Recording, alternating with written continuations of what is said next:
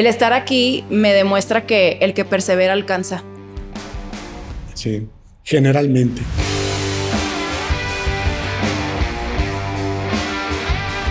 El acero se forja en el fuego y el ser humano en la adversidad. Y así se los dije a mis secuestradores, que yo, si salía con vida, habría de seguir siendo el mismo. ¿Te transformó de alguna forma esa experiencia? Tal vez nada más me fortaleció. Algunas cosas que se han dicho respecto a tu persona y Llégale, desempeño llégale. con el pasado. Sin piedad. Muy bien. ¿Hubo fraude en el 88? Sí, claro, como en el 94. ¿Ya no hay decencia en la política? Muy escasa, muy escasa. Hay que buscarla con lupa. ¿Y crees que siempre sentirás el desprecio hacia él? Lo traía yo en la mira. ¿Quién era? Porque había... ¿Jacobo? ¿Sí? De todo me han acusado. No me han acusado de mentir. Pero si lo piensas bien, lo peor está por venir. Empezar con la frase del mariachi. No. ¿No? Bueno, si quieres, sí. El estar aquí me demuestra que el que persevera alcanza. Sí, generalmente. ¿Suele ser? Tal vez. No siempre se alcanza, pero siempre se tiene la satisfacción de haberlo buscado. ¿Hay momentos que tú has perseverado, has buscado, pero no has alcanzado? Claro, como todo ser humano, no todo lo que queremos lo logramos. Lo importante es determinar qué queremos, si es un bien valioso y si hicimos todo por lograrlo. ¿Y cómo lidias tú cuando las cosas no salen como tú quisieras que salieran? Primero, reviso en qué fallé. Y segundo, si es posible, lo intento nuevamente. Te agradezco muchísimo que me hayas dado un espacio en tu agenda y recibirme. Al revés, te voy a interrumpir. Dime. En primer lugar, el agradecido soy yo. Le doy gracias a la vida de conocerte. Gracias. Y, por supuesto, muy reconocido de que hayas pedido entrevistarme. Pero además, porque hoy es un día especial para mí.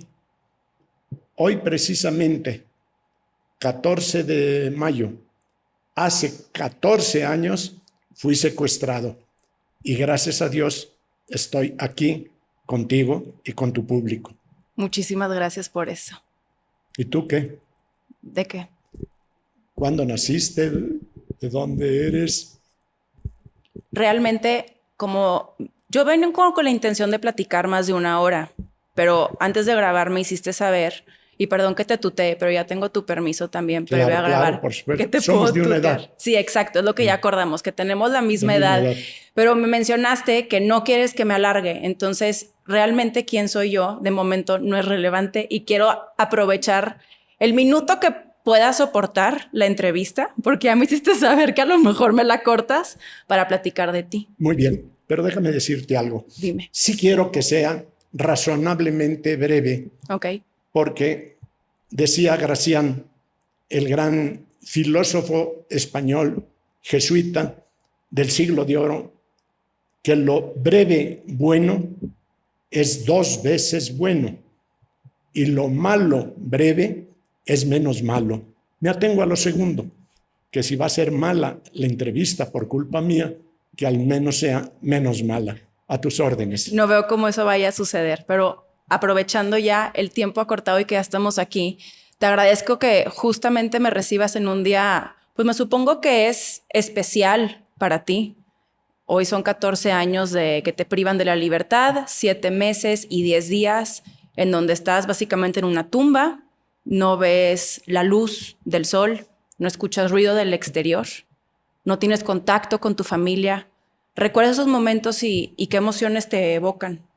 Mira, en síntesis, que comprobé lo que me enseñaron desde muy niño mis padres, que el acero se forja en el fuego y el ser humano en la adversidad.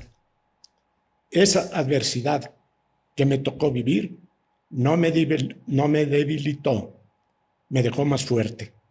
¿Por qué? Porque supe vivir esa vida con una sana filosofía, pensando que cada día que pasaba era un día menos para alcanzar mi libertad. No un día más de tortura, no un día más de atrocidades, sino un día menos faltaba para alcanzar mi libertad. Igual me mataran que me pusieran en la calle. Es una gran filosofía de vida. Sí, claro. ¿Pero eso lo viste de esa manera y con esa óptica desde el día uno o fue una evolución que tú tuviste? No, desde el principio. Porque yo entendí que aquellos atrapaban mi cuerpo y que yo era el que decidía si le entregaba el alma. Se dice fácil, pero ¿cómo logras eso, no entregar el alma? Yo creo que me ayudó lo que aprendí, como te digo, de mis padres, de mis maestros y de la vida. Y que nadie puede atraparte totalmente si tú no dejas y no permites y no quieres que te atrapen. ¿Piensas constantemente en tu secuestro o no? No, no, pero además tampoco me causa una sensación de recelo, de temor, de coraje, de venganza, nada. Fue un episodio como muchos, lamentablemente, los han vivido. Y algunos no han terminado como yo, pudiendo recordar un secuestro como algo de mi pasado. ¿Perdonaste? ¿Perdonaste a quienes te secuestraron? Claro, pero desde el principio, desde el momento que me atraparon, yo los perdoné por una razón muy sencilla. Si yo tuviera que definirme, te diría en pocas palabras que soy un ciudadano mexicano, católico, liberal, abogado y ranchero. Como católico, yo sabía que debía perdonar. Eso no quiere decir que yo esté de acuerdo con minimizar la tragedia que representa un secuestro, no solo para quien lo vive, sino para la familia, para los amigos y de alguna manera para la sociedad en su conjunto. ¿Te transformó de alguna forma esa experiencia? Tal vez nada más me fortaleció. Yo digo, y me lo reclaman en mi casa, que yo estoy listo para 2 secuestros más. Para 3 no, porque ya sería masoquismo. Pero yo no estoy acobardado, porque yo a lo único que le tengo miedo es al miedo. ¿Viste la vida, desde otra óptica después de tu secuestro? No, seguí siendo el mismo y así se los dije a mis secuestradores, que yo si salía con vida habría de seguir siendo el mismo. A tus secuestradores les pediste que no te cortaran las barbas. No, es que pasó lo siguiente. Cuando dijeron que mi familia había pagado el rescate, que si me liberaban, que tendrían que afeitarme. Y les dije yo que por ningún motivo, que eso no estaba en el trato y que si querían me arrancaran las barbas, pero que yo no me dejaba afeitar. Me preguntaron que si era, me comentaron que si además de todo era yo orgulloso y con gran vanidad. Le dije, no es problema de orgullo ni de vanidad, es que las barbas no estuvieron en el trato. Y si ustedes quieren cumplir su palabra, cúmplanla. Y si no, asesínenme. Pero las barbas no me las tocan a la buena, arránquenmelas. Y ya. Tan es así que después de mi secuestro apareció un desplegado en los periódicos de quienes me secuestraron y decían llamarse Red para la Transformación Global. Imagínate tú, calidad de sinvergüenzas. Red para la Transformación Global. Y en una de sus partes decía, consentimos no recortarle la barba. Eso quiere decir no que yo les pedí, sino que ellos quisieron y tuvieron que aceptar porque de alguna manera entendieron, al menos en ese momento, que tenía yo la razón. No estaban las barbas en el trato. Cuando pienso en ti, tengo ya esta imagen tuya y creo que la mayoría de los mexicanos, como en el imaginario colectivo, te imaginamos perfectamente con las barbas, con el puro, en ocasiones con el whisky. ¿Este fue un personaje que tú te creaste intencionalmente? No, yo creo que el que trata de hacer fingidamente su personaje termina siendo descubierto. Tan no es así que cuando yo fui candidato a la presidencia, en aquel tiempo se respetaban los derechos humanos de los fumadores y nos dejaban fumar en lugares públicos y en recintos cerrados. Y en una universidad de Guanajuato, algún joven me preguntó, porque vio que durante la charla yo fumaba, me preguntó que si sabía yo que el puro hace daño a la salud. Y le contesté, claro, no soy idiota. Lo que sucede es que es un vicio que no me he podido quitar, pero tampoco le he puesto gran esfuerzo en lograrlo. Y me dijo como segunda pregunta, ¿y usted estaría dispuesto a dejar el puro para llegar a la presidencia? Le dije, por ningún motivo, porque si hoy simulo dejando el puro, después voy a ser un simulador y un falsario. Yo prefiero este pedazo de puro para seguir siendo yo, que llegar a la presidencia simulando que no tengo un defecto, que no tengo un vicio, que todo el mundo me conoce. Cumpliste 83 años en marzo. Yo ya ando galopando en los 84. Ya te ves ahí. ¿Mande? Ya te ves ahí, Pues galopando. ¿cómo no? Si dejé atrás 83, Mariana, ya estoy 80. viviendo los 84. Y hablando de vivir, has vivido de todo. Intensamente, muy intensamente. Y además quiero mandarles un mensaje a los jóvenes, porque muchos hablan de los jóvenes, de la juventud, la llenan de elogios, que la juventud es una maravilla, que es el momento de los sueños, de las ilusiones, de las ambiciones, de los proyectos.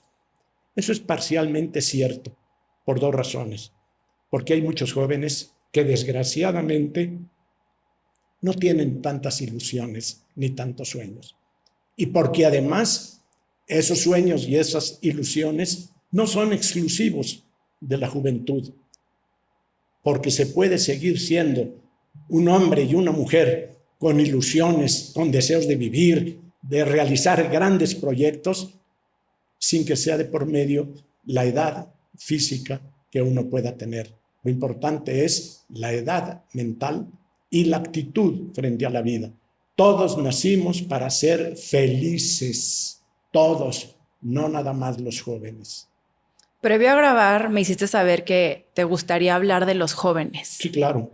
¿A raíz de qué sucesos o alguna coyuntura en particular que haga que te interese justamente hablar de este tema? Mira, por muchas razones.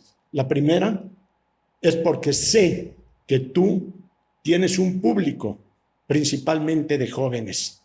Y sería una idiotez no aprovechar tu presencia para decirles a esos jóvenes algo que les pueda servir. En primer lugar, que tú estás aquí no simplemente por ser una mujer joven, no solamente por imaginar que alguien te regaló, te prestó estas cámaras, o porque tuviste suerte de estar en esta o en otras entrevistas. Estás aquí por tu trabajo, por tu dedicación, por tu esfuerzo, porque has sido disciplinada. Y eso lo deben de ver los que te ven a ti. Que lo que se logra en la vida puede tener distintos orígenes, pero el que nos da plenamente satisfacción es aquel que es producto de nuestro trabajo lícito, de nuestro esfuerzo bien organizado, bien disciplinado, para que realmente nuestras potencialidades suban, asciendan. Los jóvenes no tienen por qué tratar de imaginarse que el mundo es un gallinero, que el mundo es para aves de corral, que vean las águilas, que vean la gran diferencia entre esos bonitos animalitos de corral y la soberbia de las águilas. ¿Tú qué le dirías al Diego de 20 años? ¿Le recomendarías algo? Sí, claro. Creo que es un momento para decirte, como lo dijo el poeta, a cualquier ser humano de 20, de 30 o de 100 años, cuida que cuando regreses desde el final de tu vida pueda mirarte a la cara el niño que fuiste un día. ¿Por qué? Porque supone que nacemos todos, al nacer, nacemos sin maldad y nacemos para ser felices.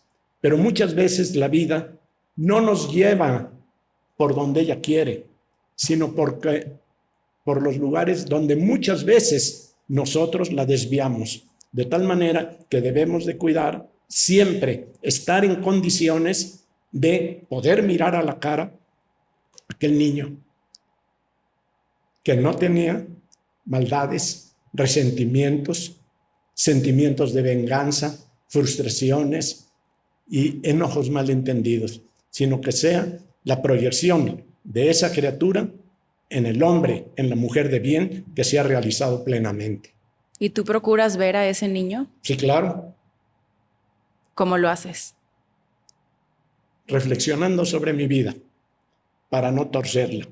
Porque mira, una de las cuestiones más importantes es vivir valientemente la vida. Pero hay que entender que el valor es un bien que está equidistante de la cobardía y de la temeridad. El valiente, el hombre valiente, la mujer valiente está cerca o tiene cerca la cobardía y tiene cerca la temeridad. El justo medio es lo que te hace virtuosa, pero si te tienes que inclinar un poco, si algo te presiona, que sea para la temeridad, no para la cobardía. Hay quienes dicen que los mexicanos somos cobardes. ¿Tú qué opinas? No creo que un juicio generalizado sea justo, pero sí hay mucho de conformismo, de apatía y también, hay que decirlo, de cobardía y de acomodo vulgar, de buscar lo fácil, aunque sea indecente, de buscar lo cómodo, que no implique mayor esfuerzo ni sacrificio, y sobre todo, pensando a veces cuidar solo la honra, o sea, que los demás reconozcan que somos personas honorables, que los demás consideren que somos personas que merecemos respeto, aunque llevemos una doble vía, una doble vida, una doble vía, un doble camino. Hay muchos casos de personas que han sido muy honradas por los demás y que han sido verdaderamente turbios, sucios.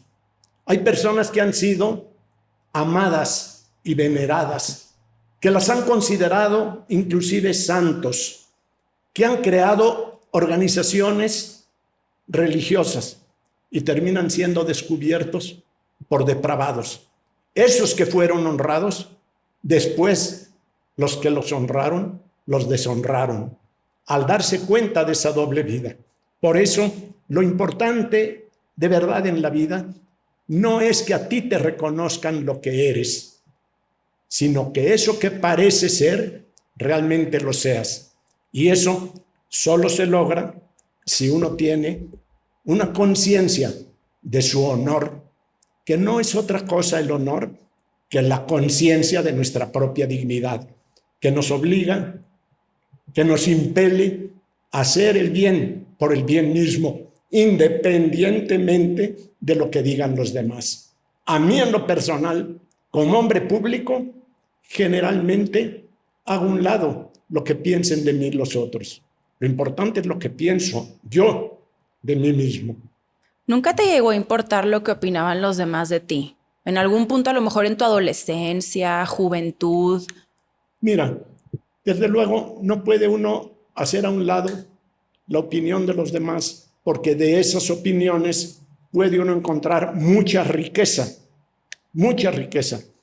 Pero francamente le tengo más temor al elogio que a la crítica. Porque de la crítica entendida como reproche, a veces es injusta, a veces es arbitraria, pero los elogios generalmente nos llevan por un camino de vanidad, de superficialidad y de estupidez que no vale la pena vivir. ¿Te gusta rodearte de personas que piensan distinto a ti? ¿Perdón? ¿Te gusta rodearte de personas que piensan distinto a ti? Procuro que así sean mis amigos, porque imagínate qué enfado que todos pensaran como yo. Y sobre todo me adelanto a decirte, en una entrevista ayer, muy buena por cierto, de Xóchitl Gálvez en ¿Tercer grado? tercer grado, excelente, Sí. excelente, y hablaron sobre la diversidad sexual y que si los delitos de odio y las proclamas de odio, no, esos delitos de odio, esos anuncios, Discursos. esos discursos de odio son odiosos. Lo primero que uno tiene que entender que el ser humano por sí es insustituible, es único, es irrepetible y que cada quien es un ser inteligente y libre que con su inteligencia y con su libertad debe conducir su vida independientemente del juicio de los demás. Hay que procurar vivir conforme a la naturaleza para no dañar nuestro cuerpo y para no dañar nuestra alma. Pero en ese mundo de los conocimientos, de los deseos, de las inclinaciones, de las definiciones sexuales, yo creo que todos debemos de respetar a los demás. Y si yo quiero que a mí me respeten en mi condición de hombre y que a ti en tu condición de mujer, es porque tú y yo estamos obligados a respetar a quien piense que no es hombre ni es mujer. Tendrá o no tendrá razón, será su motivo, será su problema, será su realidad, pero yo lo puedo definir de una manera muy clara. Soy abierto a respetar el pensamiento de todos los demás, que yo tengo muchos amigos, muchas amigas y muchos amigues. ¿Por qué? Porque cada quien su vida. Ojalá que cada uno encuentre en su vida su felicidad para la cual nació. Me hablabas ahorita de elogios. Me supongo que al no gustarte el elogio, no procuras estar rodeado de aduladores. No, por supuesto que no. Es que hacen mucho daño. En primer lugar, enfadan. Se nota generalmente lo superficial, la hipocresía, el tratar de acomodarse, pero además, como yo no tengo mucho de qué me elogien, se necesitaría mucha imaginación para que alguien lo hiciera. ¿En verdad crees que no tienes de mucho de que te elogien? Claro que no. ¿Por qué no? Porque me considero una persona tan normal que no tengo muchos motivos para causar admiración.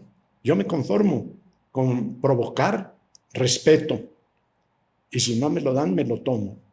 ¿Cómo te lo tomas? Defendiendo mi dignidad, respondiendo y dando la cara. Hoy, por cierto, se cumplen 3 años de que Tartufo, ese que malsanamente ocupa la presidencia de México, me acusó de traición a la patria, de recibir dinero del exterior. Y hace 3 años le puse una carta retándolo a que me diera acceso a Palacio Nacional en su mañanera, que en realidad es una marranera, para que allí me dijera cara a cara lo que me tenía que decir. No me ha contestado en 3 años. Presenté una acusación ante la Fiscalía General de la República. He insistido en que le den trámite para que se decida si he cometido el gravísimo delito de traición a la patria, si he recibido dineros del extranjero, y la Fiscalía no ha hecho nada. Por eso tenemos que cambiar al gobierno en este país, para que realmente sea de leyes y de instituciones, no de caudillos, enfermos y mentecatos. Tartufo es, en tus palabras, Andrés Manuel López Obrador. Sí, claro. ¿En algún punto tuviste alguna relación buena con él? No, nunca. Hemos tenido en algún instante, en algún momento, en un balcón de palacio, una ceremonia con motivo del desfile. Él siendo jefe de gobierno, yo presidente del Senado y Fox presidente de la República. Estuvimos los tres, que por cierto en algún momento le dije, Andrés, y pensar que aquí está el presidente de México y el futuro presidente de México, y me dijo, gracias Diego, no te adelantes, después te digo si tú o yo, y soltamos la risa. Algún momento así, pero siempre lo he considerado un ser humano. Como ser humano que merece respeto.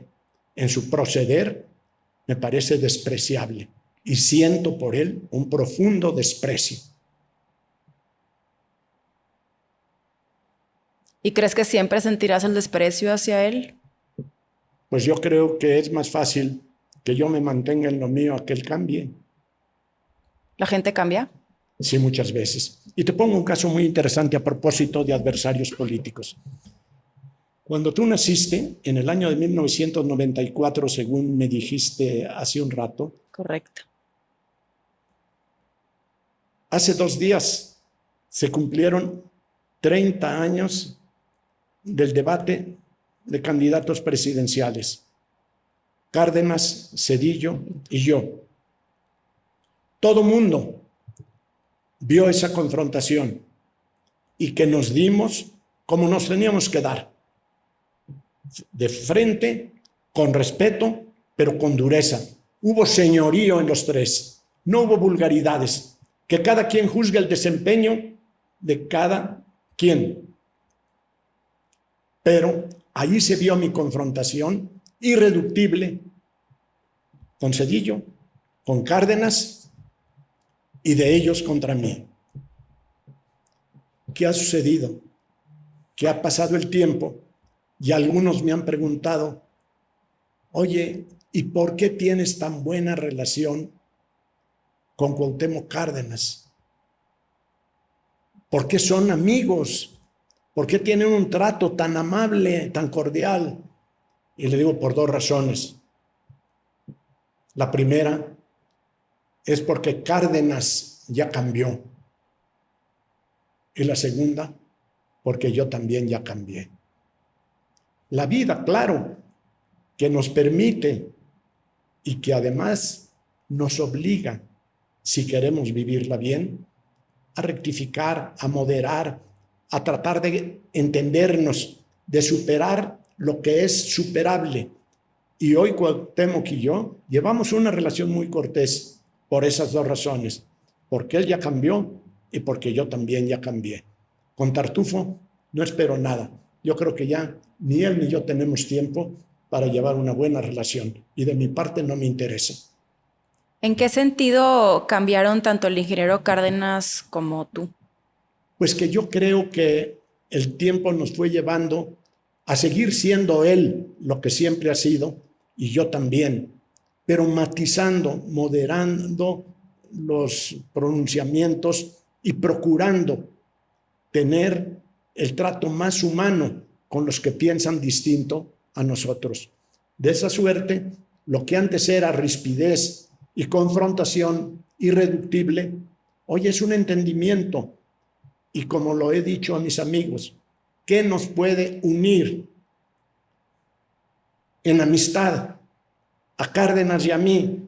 Aquellos 2 contendientes que se dieron contra el mundo y se dieron con todo.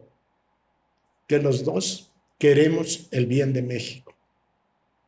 Él por su camino, yo por el mío, pero buscando el mismo final, el bien de México. Mientras haya un punto de referencia superior a las personas, se puede entender un trato humano valioso, útil, servicial. Me hiciste saber que aparte de querer la entrevista corta, querías hablar de jóvenes y te hice saber que muchos jóvenes queremos conocer qué pasó en la historia de México, también tomando en consideración que ahorita que hablabas del elogio y que consideras que no hay motivos por los cuales elogiarte. Es evidente que pues formas parte de la historia de este país, Sí. en la transición democrática, en lo que ha sido el PAN, inclusive en algunas conquistas, en múltiples ámbitos, que por lo mismo me interesa hablar de los jóvenes, pero me interesa conocer de primera mano algunas cosas que se han dicho respecto a tu persona y el desempeño con el pasado. Sin piedad. Muy bien. ¿Estuviste involucrado de alguna u otra forma con el Fobaproa? De ninguna manera. No era yo legislador. Pero te digo a ti y a los jóvenes que si yo hubiera sido legislador, hubiera votado a favor del Fobaproa. ¿Por qué? Porque no se trataba de defender el patrimonio personal de los banqueros, sino el ahorro de la nación, el ahorro de los mexicanos, el ahorro de los cuentavientes. Y eso lo hicieron en Estados Unidos antes y después del Fobaproa. Y eso lo han hecho algunos países. Lo que sucedió posteriormente al Fobaproa fue la desviación que hicieron en su implementación, donde algunos banqueros utilizaron ese pago que hacía el gobierno, esa aportación, ese respaldo que hacía el gobierno a los bancos para que sus créditos relacionados de ellos pudieran ser no pagados. Y eso sí, desvió el fin del Fobaproa.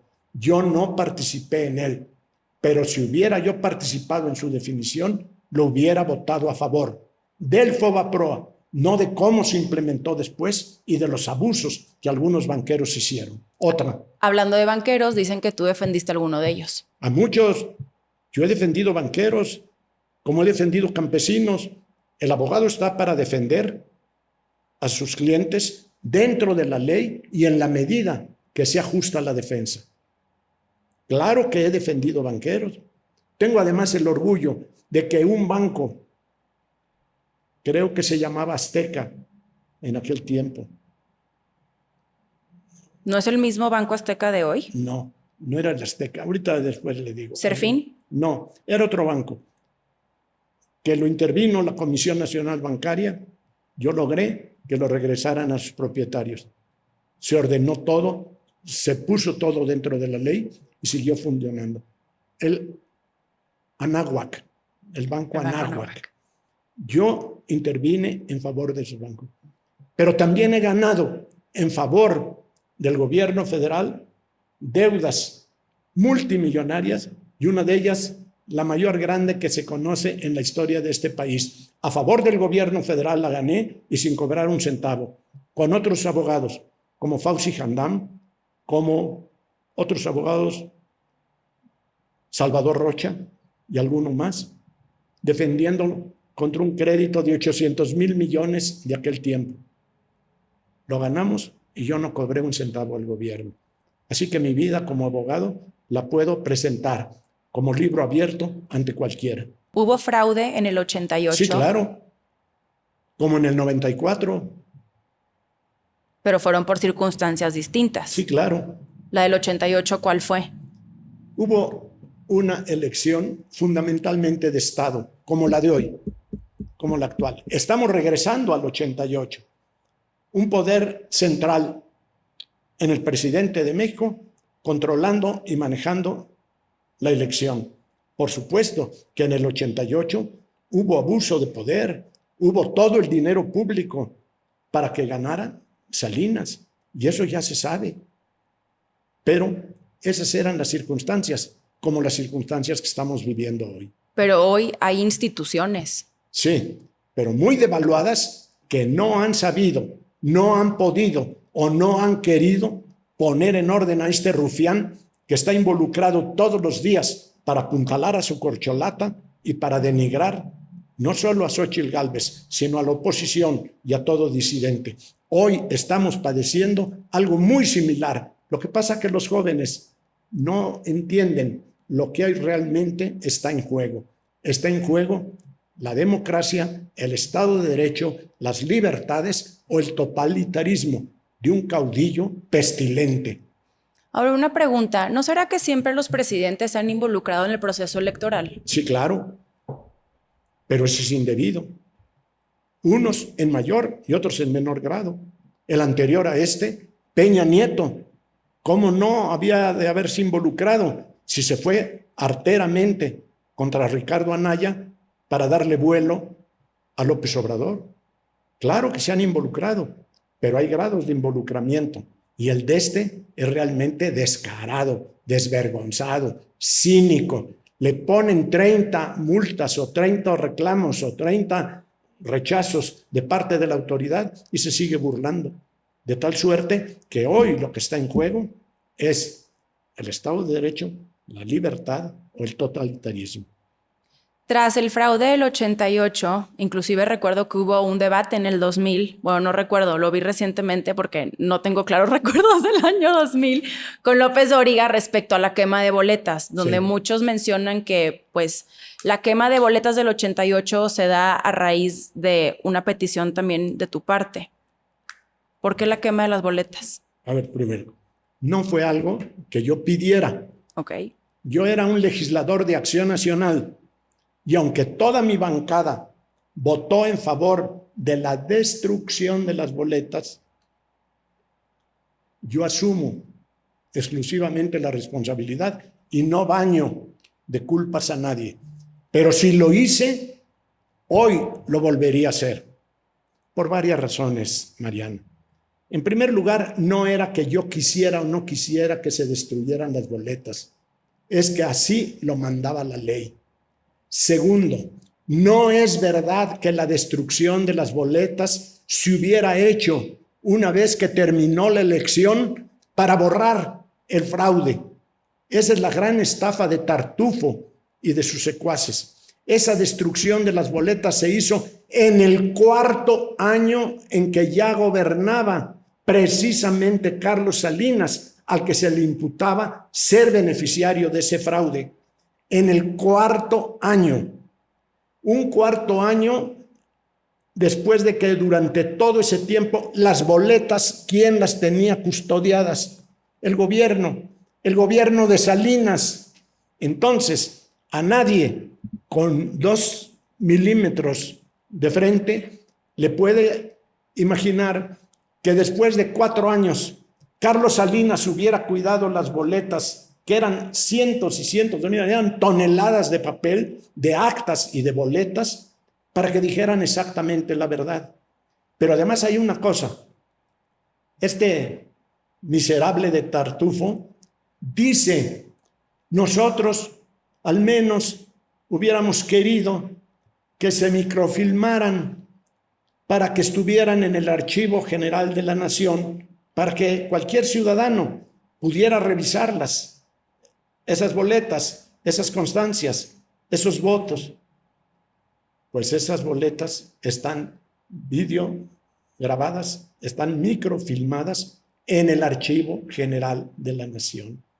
De tal suerte que todo ese argüende de que Diego quemó las boletas para legalizar la llegada de Carlos Salinas es una mentira perversa. ¿Por qué? Por las razones que te he dicho.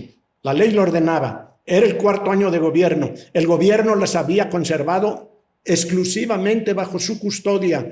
Tan es así que los diputados del PAN de aquel tiempo quisieron entrar para revisar esas boletas y la fuerza del ejército, los soldados con bayoneta calada, les impidieron entrar a los diputados del PAN.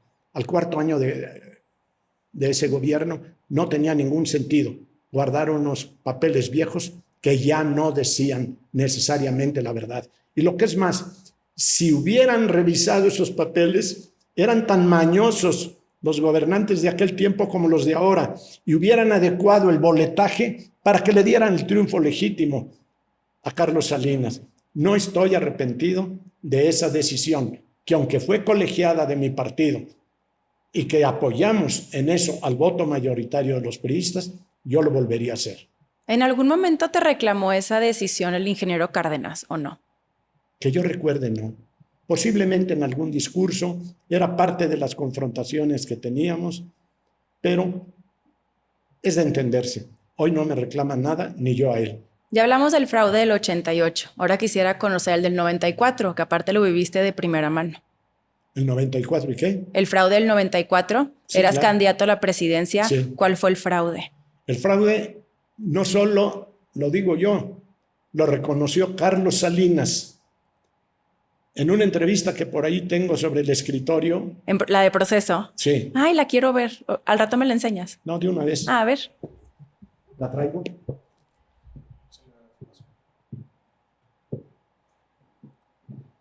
Supongo que está aquí.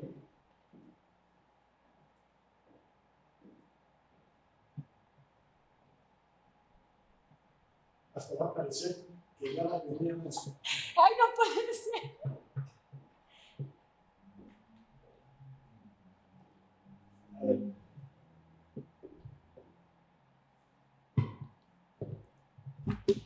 Momento. Ok. Sobre esto, primero nos vamos a divertir un poquito. Ok. Después del proceso de 94, aparecieron difamaciones en mi contra. Entre otras, que yo me había vendido, que había tenido miedo, que me había sentido ya ganador después del debate, etcétera, etcétera. Entonces yo respondía, a ver, los cuestionamientos son 3, que pueden ser 1, 2 o los 3 en conjunto. La primera, que me dio pánico escénico.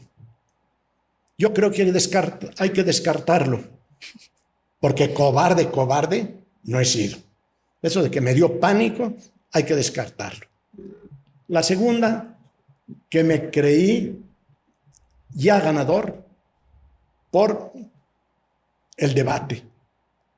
Yo creo que también hay que descartarlo, porque idiota no soy. Pero la tercera, hay que tomarla en cuenta, que me dieron dinero para dejar que ganara Zedillo.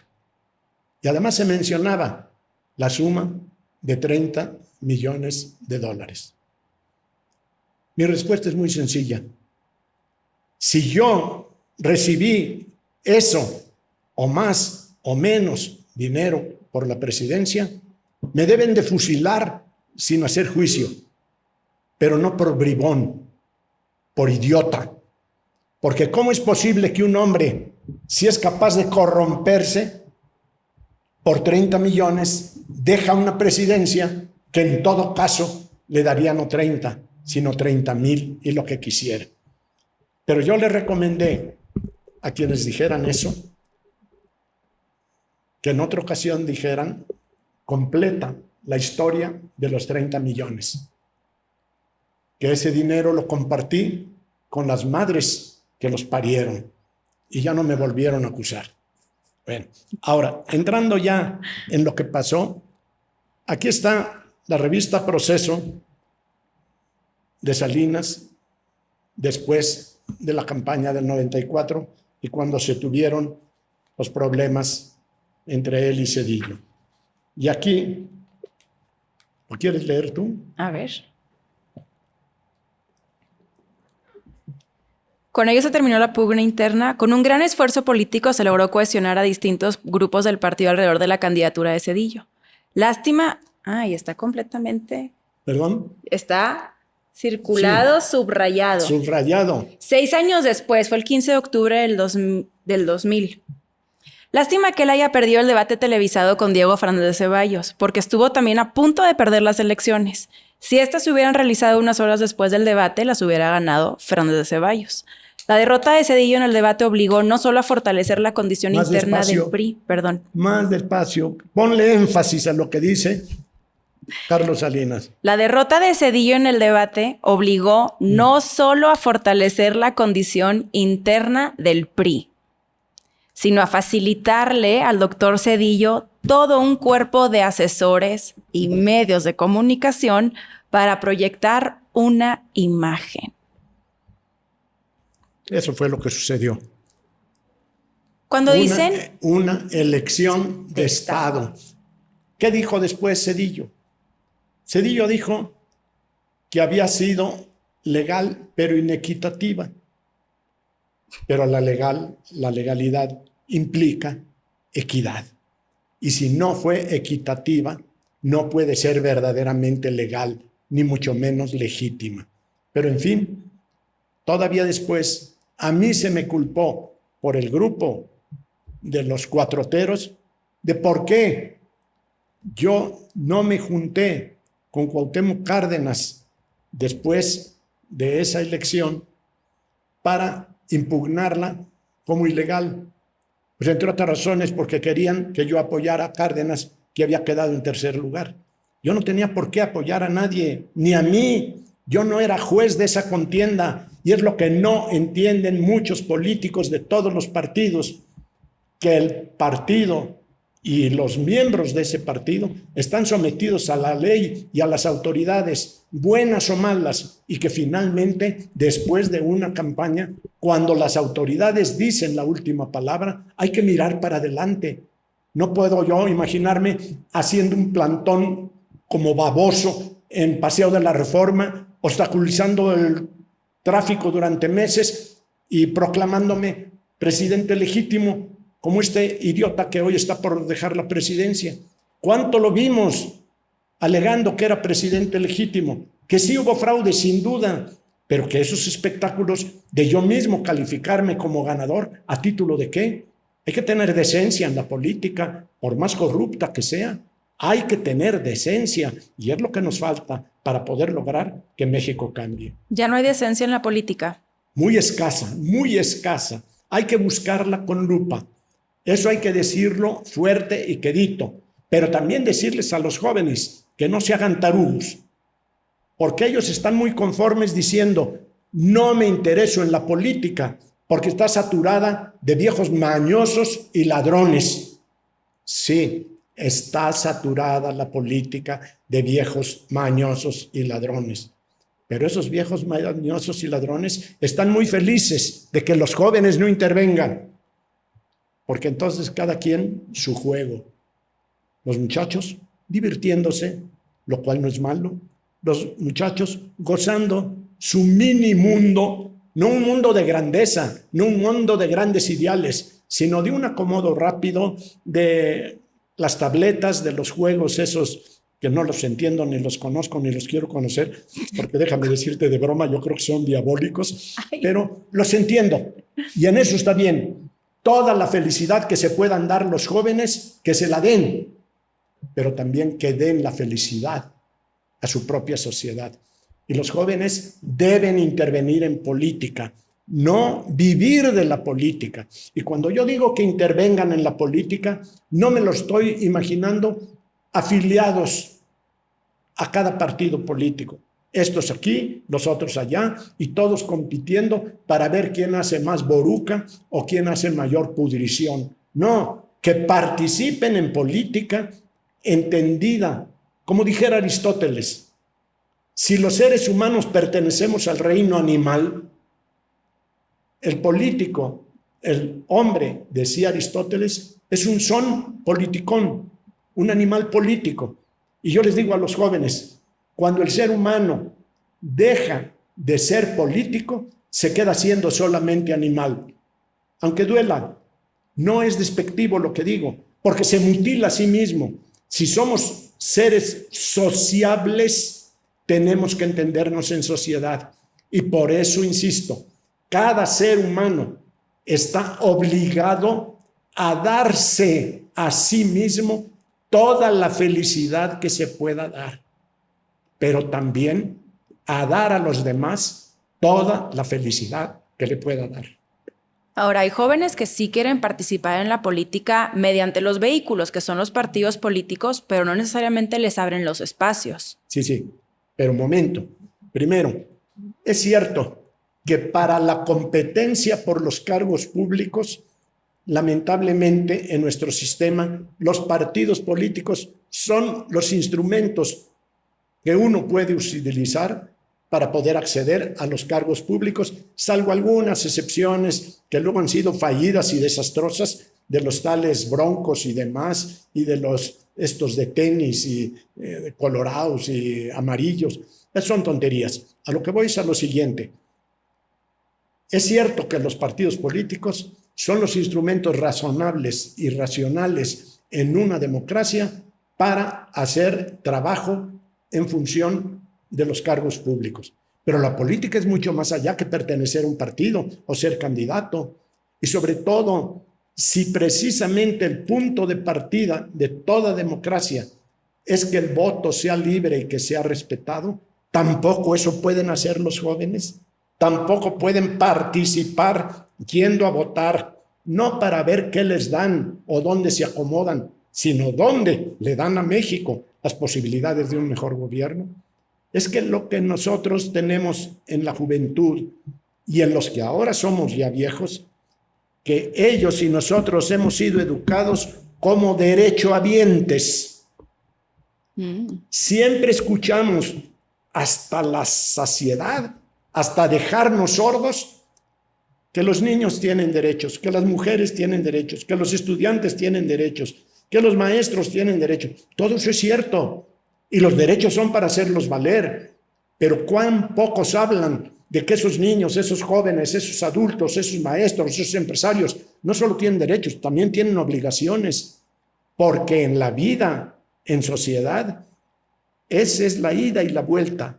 Los derechos para hacerlos valer y los deberes para cumplirlos. Y el problema de la juventud de ahora es que se le está haciendo ya una especie de caparazón donde en su mini mundo solo tienen derecho a que sus padres los respeten.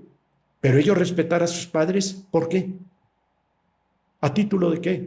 La ley no dice que si un muchacho le falta el respeto a su padre, el muchacho se vaya a la cárcel. No, pero si tocas al menor. Y hemos pasado la ley del péndulo, desde los golpes, los azotes, los malos tratos, usted se calla porque usted no sabe y usted se calla porque yo soy su padre, a que el hijo desde chiquillo le miente a la madre y al padre y no lo pueda reprimir. Esto es la deformación. Pasamos de un extremo perverso y loco a otro perverso y loco, donde los jóvenes consideran que pueden hacer lo que quieran. Mira, cuando yo veo, por ejemplo, que un grupo de estudiantes para maestros lanzan petardos y explosivos y lesionan el día de ayer a 20 y tantos policías, algunos de ellos con gravedad, me duele por México. Pero si lo piensas bien, lo peor está por venir, porque esos violentos le van a dar clases y van a educar a miles de jóvenes muy pobres de este país. Imagínate tú, si los que son capaces de lanzar bombas explosivas y lesionar a policías, esos le van a dar clase a los niños de las colonias, de los pueblos, de las rancherías más pobres. ¿Qué educación, qué formación, qué preparación para la vida podrán dar estos maestros, que próximamente lo serán, a esos alumnos que no tienen posibilidades de irse ni a recibir atención médica ni educativa a Dinamarca? ¿Crees que tu generación le falló a mi generación? Todas las generaciones tienen sus méritos y sus culpas. Yo creo que no es problema solo de una generación a otra, es el devenir de la historia, porque si analizamos con cuidado, hay muchas cosas que ha venido haciendo el mundo moderno, los avances tecnológicos, los avances científicos. Es verdaderamente impresionante la inteligencia del ser humano a lo que ha llegado a inventar, y de los bienes y servicios que hoy ya no nos maravillan, pero que antes hubieran parecido una locura. En muchos aspectos se han realizado avances sustantivos, pero también ha habido una depravación porque se ha perdido la conciencia del bien ser y del bien vivir. Hoy prevalece lo rápido, lo fácil, y lo que es fácil y rápido vale poco y se estima en poco. Tú no estarías aquí porque ayer se te ocurrió o antier empezar a hacer conferencias con desconocidos. Estás aquí por una tarea cuidadosa, como te dije en un principio, disciplinada, y vas hacia arriba. Y todo mundo tiene que estimar y valorar lo que haces por tu esfuerzo. Y eso es lo que los jóvenes deben saber, que para poder ser verdaderamente felices tienen que apostar no a la suerte de la lotería, no a la herencia de un familiar, no al regalo, no a los dones, no a las dádivas de un gobierno, sino al esfuerzo personal. Claro está que si alguien recibe de un billete de lotería un reconocimiento, un premio de 1 o 10 millones de pesos, siente placer, pero es mucho más grande cuando ese millón o esos 10 millones los ganas con tu trabajo. Y sobre todo, recordando hasta el cansancio, tú y yo y todos los que nos veamos, estamos obligados a darnos toda la felicidad que nos podamos dar, porque nacimos para ser felices, pero esa felicidad solo es completa si la compartimos y si somos capaces de darle a los demás toda la felicidad que le podamos dar, entendiendo que no es cierto el que tengamos que entregar toda nuestra fortuna, todos nuestros ahorros, porque hay un viejo refrán que dice que el que a todo mundo da, acaba pidiendo a todos. Pero también hay que discutir cómo ha cambiado el mundo y cómo ha evolucionado el pensamiento y la filosofía de nuestro tiempo. Cuando yo hace 70 años recibía clasecitas muy buenas de moral, de religión y de civismo, que ahora ya no se da civismo, Importante. se escuchaba de los maestros decir: jóvenes, entiendan y lleven en su conciencia muy claro que no hemos venido al mundo a disfrutar, hemos venido a merecer. Y yo me rebelaba y le reclamaba. Y me reclamaban a mí mis reclamos. Y yo les decía: a ver, maestro, ¿qué no es posible venir al mundo a disfrutar mereciendo? Usted se calla. Y bueno, a regañadientes me callaba para evitar males mayores. Pero siempre me rebelé a la idea de que no hemos venido al mundo a disfrutar, sino a merecer, porque bien entendida la función del ser humano en el mundo es llegar a disfrutar mereciendo. Y solo se merece lo bueno, lo bien intencionado, lo éticamente aceptable, lo moralmente válido, no lo que pueda darnos una felicidad momentánea, pasajera, y que sea en detrimento del bien, de la verdad o de la justicia. Ahorita dijiste el término mentar la madre y debo confesarte que la mejor mentada de madre que yo he escuchado viene de tu parte, la que le hiciste a Emilio Azcárraga. Sí. La escuché en la entrevista a Proceso, la segunda parte, cuando le dices que el agradecido eras tú. Es una gran mentada de madre, he de decirlo. Pero me quedé con la curiosidad de qué más fue lo que platicaron en esa reunión que tuvieron. ¿Con Azcárraga? Sí. La puedo contar, es muy larga la historia, pero breve. Sí, había terminado precisamente la elección de 94 y después de que el propio Emilio Azcárraga se ufanaba de que Televisa y él eran soldados del presidente y que arrasaron con mi campaña haciendo porquería y media, terminada la campaña, yo estaba precisamente despidiéndome en las oficinas del PAN de mis amigos, colaboradores, y aceptando que la lucha tiene que seguir, porque en realidad la política no es de una campaña, ni es una tarea de un día. Decíamos en Acción Nacional, y vale, que la política es brega de eternidad. La política, mientras haya sociedad, tiene que haber política. Pues bien, me mandó un mensajero a las oficinas de Acción Nacional, Emilio Azcárraga, diciendo que quería verme, que me invitaba a cenar. Y yo le contesté: dile a Azcárraga que yo ceno con mis amigos y que no es el caso. Ya venía yo preparado para una respuesta así, pero de todas maneras que si acepta verlo, sí, como no, lo fui a ver, sus oficinas allí en la zona rosa, en una casa, y a la hora que llegué me atendió muy bien, pero me recibió, me hizo pasar, y entrando estaba un mozo preparando unos quesos y una cosita allí para comer. Y me dice Azcárraga: Diego, te agradezco mucho el que hayas venido, tengo mucho interés en platicar contigo. Y fue cuando yo le dije: no, Emilio, no te equivoques, el agradecido soy yo. Porque tú y yo sabemos que desde hace mucho tiempo yo vengo acariciando este momento con el único propósito de mandarte a tu madre. ¿Ya? Él me contesta: a ver, Diego, déjame decirte que tú lograste 10 millones de votos, y es muchos votos, y yo debo de reconocer que Televisa no estuvo al alcance de los tiempos actuales, que no estuvo adecuado al momento político. Yo todavía le dije: no, ustedes están adecuados al dinero, no al momento político. Y me dice: no, pero déjame explicarte. Y me empezó a contar una larga historia del radio, de la televisión, de su familia, y empezamos a platicar. Terminamos cordialmente,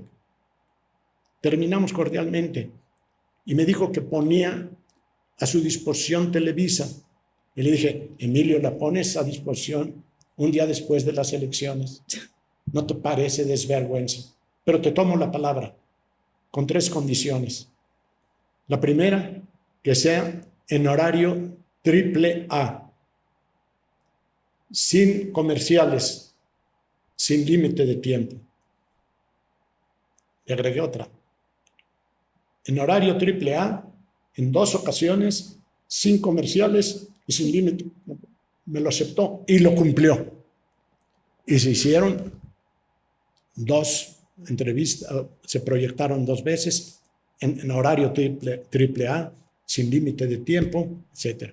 Me propuso a un periodista que terminó siendo mi amigo, muy amigo también, porque yo no tengo enemigos nunca, tengo adversarios, y cuando las circunstancias y los tiempos se acomodan, se dejan atrás. No hay que vivir de rencores, de resentimientos. Pero en aquel tiempo ese periodista lo traía yo en la mira. ¿Quién porque era? había... ¿Jacobo? ¿Sí? Sí, y terminé muy bien con él. Terminamos siendo buenos amigos. Pero Jacobo era el que instrumentaba todo en aquel tiempo a favor del gobierno.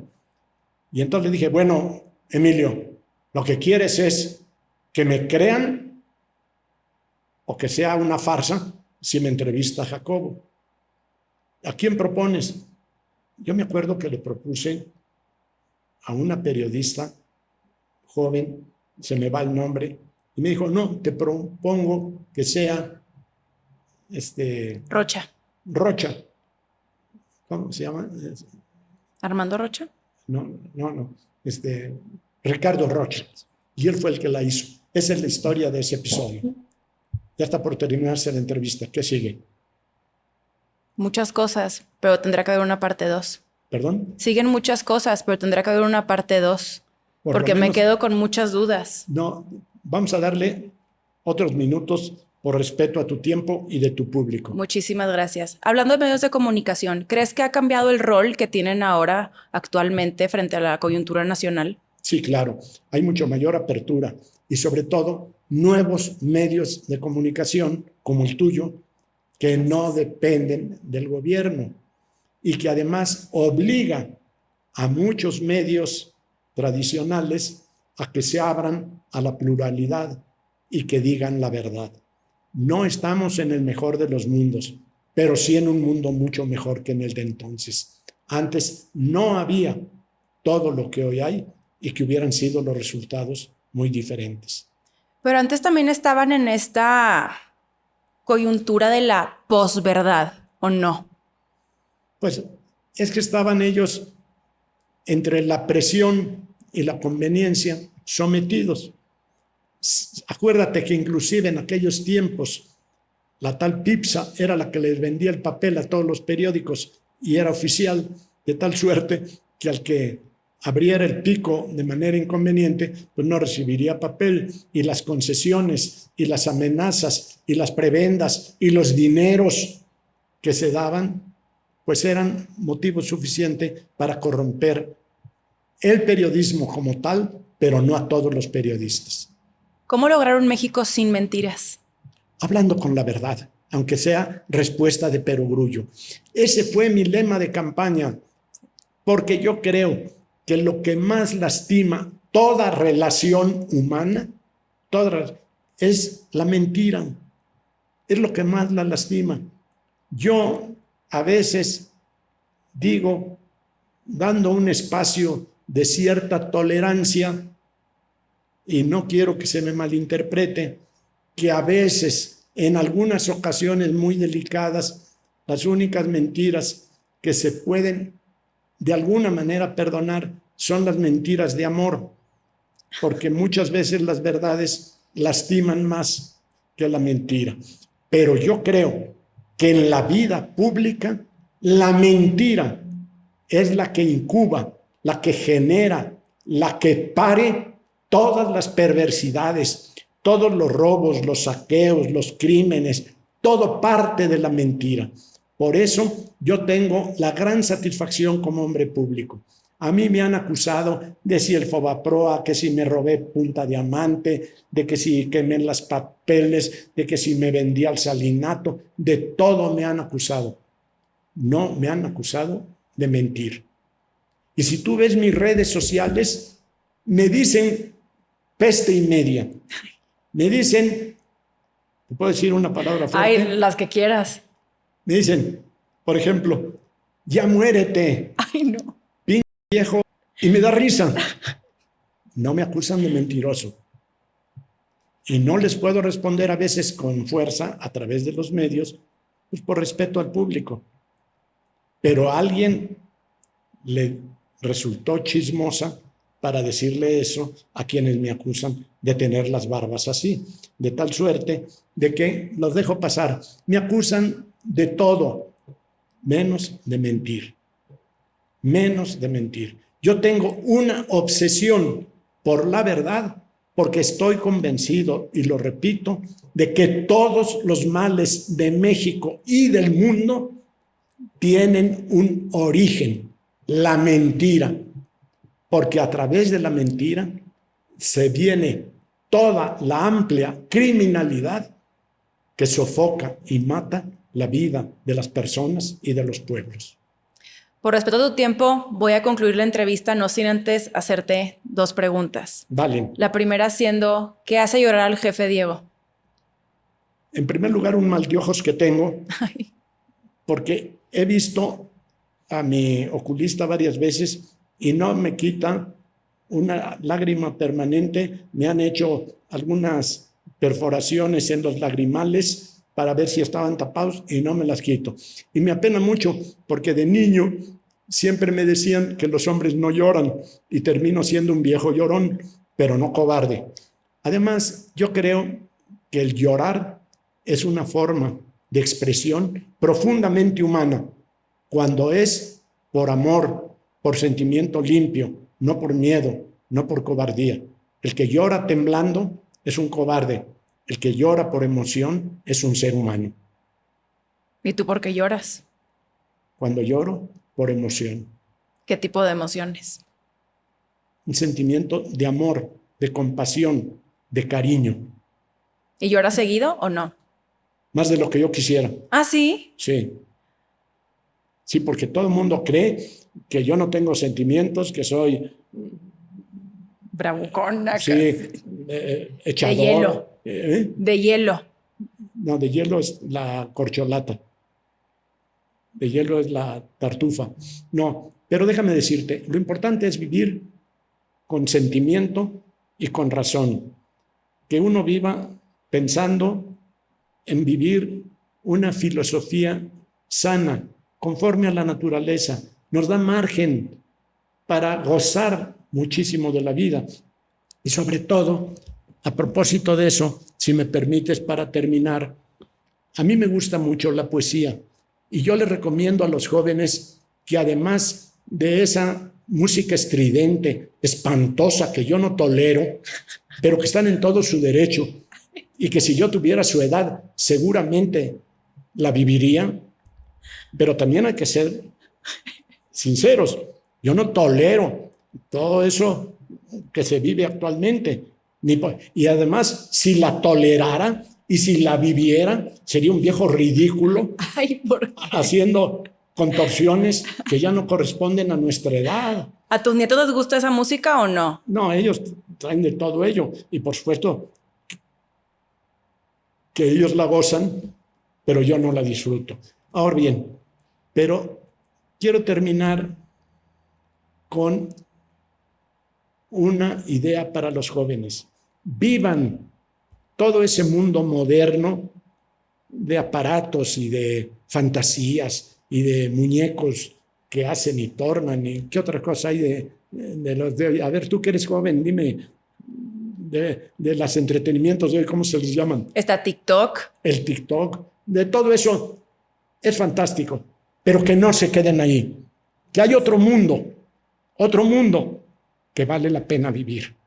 Lean, por ejemplo, al Quijote de la Mancha. Ustedes dirán, pero ¿cómo es posible que este viejo nos venga a recomendar a los jóvenes de hoy leer al loco de Don Quijote y a Sancho Panza, que si vivieron, que es una novela, fue hace siglos? Pues sí, pero hay que recordar que Freud estudió el español para poder leer al Quijote. Y que grandes sabios han ponderado esa obra.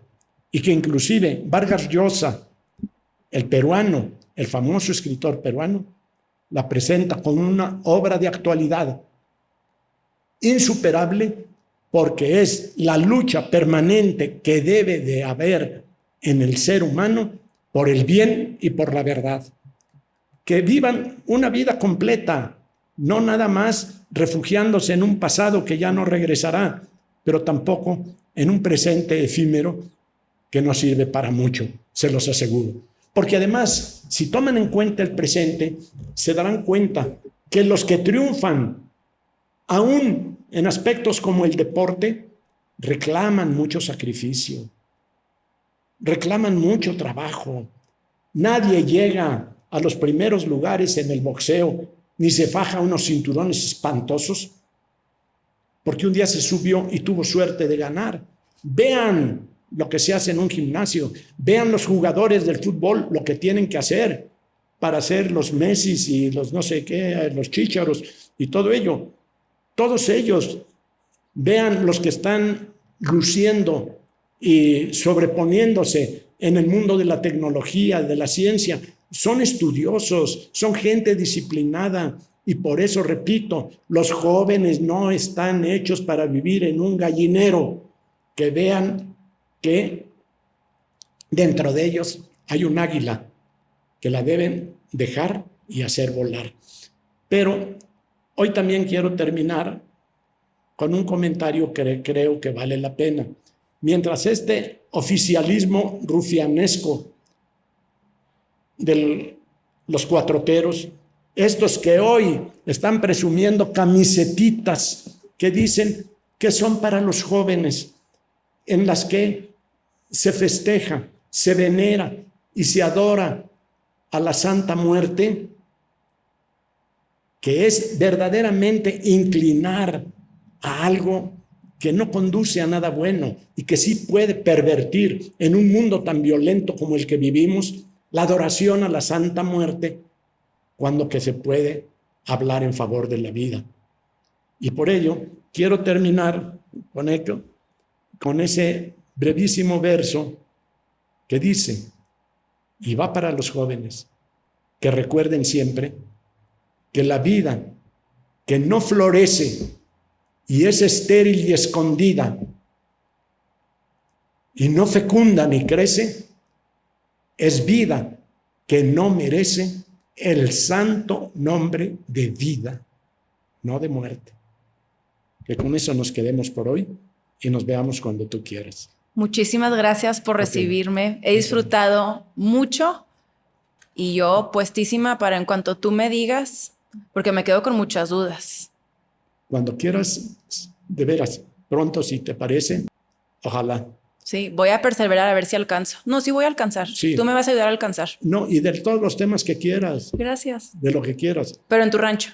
Mande, En tu rancho. déjame hacerte una broma pesada. A ver. Los pobres tienen rancho, los ricos tenemos haciendas. Ah, es cierto. Dice Es una hacienda. López Obrador que es el de los abogados más ricos de México. Hacienda. Sí. Él dice, él sabrá cuánto tiene cada, no de México, del mundo. Digo que es una hacienda porque es una construcción de cuando llegaron los jesuitas a México y que yo la he adecuado, pero respetando su historia. Es una hacienda muy bonita que yo comparto con mis familiares, con mis amigos, con mis amigas y con mis amigues. Así que pronto nos veremos por allá. Me encantará compartirla contigo. Muchas gracias. Muchísimas gracias a ti. Gracias, Mariana. Adiós. Adiós.